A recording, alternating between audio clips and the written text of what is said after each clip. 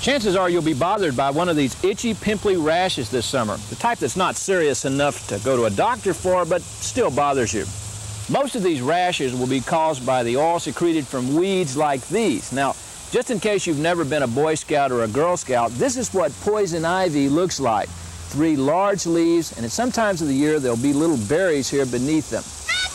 You don't actually have to touch the leaves either. You only have to touch something that has, like the family dog. Women sometimes get exposed by handling the family clothes while preparing the wash.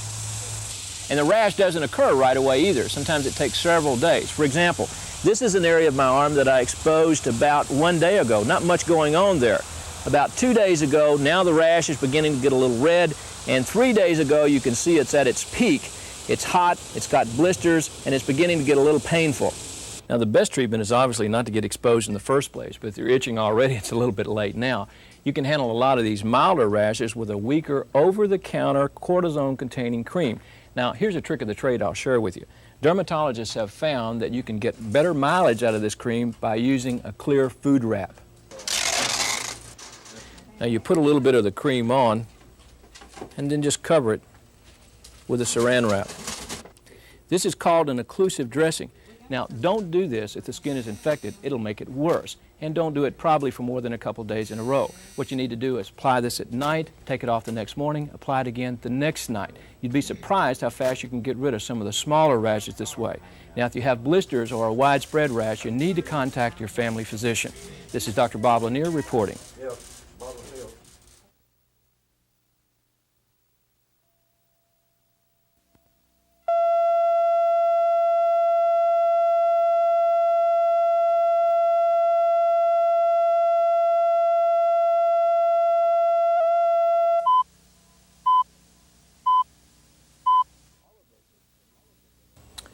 All of us have seen people use chewing gum to stop smoking. It kind of gives your jaw a chance to do something other than want a cigarette.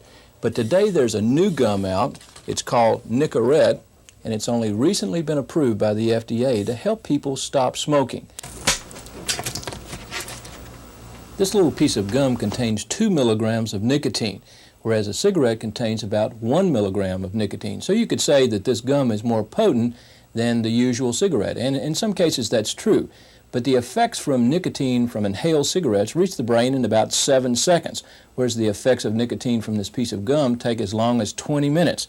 So the blood levels are always a little lower, and the effects is a little bit slower. Now this is how you do it. Put a little pinch between your cheek and gums and just chew. You'll feel tingling in about 10 to 15 seconds. When you feel the effect of nicotine, stop. And if you feel the craving start again, you can begin. You ought to chew each piece at least 30 minutes in order to get the full effect of the nicotine. But there's some problems associated with this gum. For example, it's expensive, about 20 cents a piece. And I'll tell you, I've tasted better things in my time than this. But if you really want to stop smoking, if you want to beat that chemical dependency, in addition to going to group therapy classes, which you should probably be going to, ask your doctor for a prescription for this very special gum. It can really help. This is Dr. Bob Lanier reporting.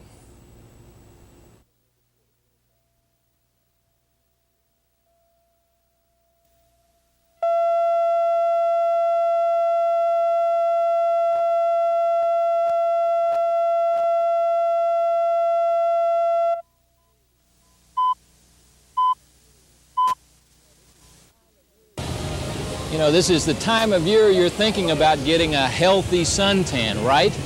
Well, you're probably going to ignore your doctor's advice. You're not going to cover up. You're not going to use enough sunscreen. And you're going to burn for it. A sunburn is an injury of painful proportions. At first, just a smidgen of redness, maybe a little tingling. But if you ignore this stage, bingo, you go on to a full-scale burn. Skin this damage may well go on to blister. And the real insult is no tan. Lots of pain, but no gain. Now, if you have a real sunburn, something that's significant, where you've gone to sleep in the sun, for example, you better go ahead and call your doctor immediately. Sometimes a short course of medications will make a lot of difference. If you have these symptoms, you're in trouble. Fever, chills, nausea. If you have these symptoms, don't play around with it. You need help. But seriously, sun pain can be a really miserable problem. Now for the pain, you can take acetaminophen or ibuprofen or aspirin, but if you're taking ibuprofen, remember you can't take this when you're taking fluid pills.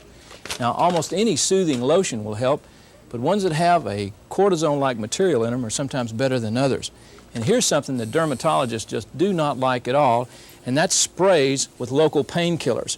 A fair number of people go on to develop allergies to the xylocaine-like material, and you'll regret that the next time you go to the dentist.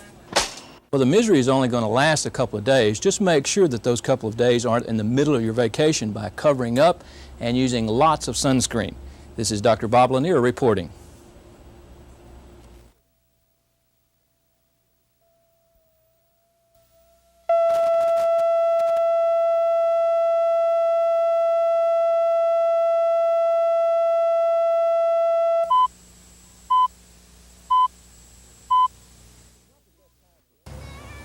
It's not the best time for fishing, but there's never more fishermen on the lake than in summer. You know, anglers are a strange lot. They oftentimes pick up fishing lures more that attract them than attract fish. And you know, no one's ever published a study that showed that these treble hook lures caught more fish than single hook lures.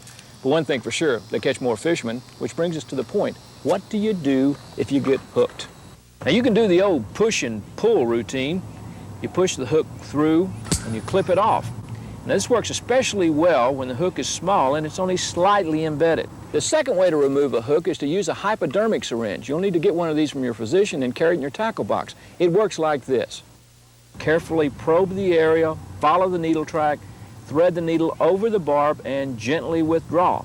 In real life, it works like this. Voila.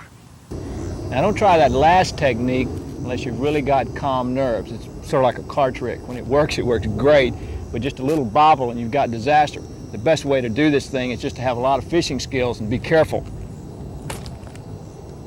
This is Dr. Bob Lanier reporting.